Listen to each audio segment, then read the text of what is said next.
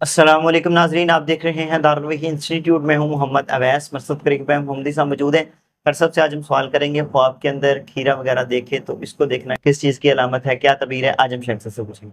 अस्सलाम वालेकुम। वालेकुम अस्सलाम। वह सब सब्ज़ और ताज़ा खीरा देखना, इसकी तबीर बड़ी अच्छी होती है। सेहत, रिज़्क और ज़िंदगी में आसानी की नवीद यानी खुशखबरी मिलेगी इसको। इसी तरह ख्वाब के अंदर खीरा खा रहा है, नेमत या आजमाइश। इसी तरह सड़ा हुआ खीरा ख्वाब के अंदर देखना तो फ़ायदे का ज़िया और परेशानियाँ आना।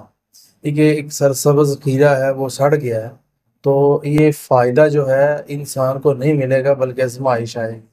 इसी तरह ख्वाब के अंदर किसी को खीरा देना सदका या खैर का अशारा है। इसके अंदर ख्वाब राज होते हैं, इनकी ज़बान समझने वाले से पूछा करो।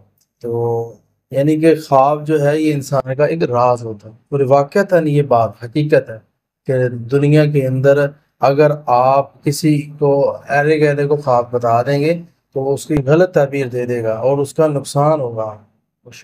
जी नाजरीन, अगले प्रोग्राम में फिर हाजिर होंगे, हमें इजाज़त दीजिए। अल्लाह।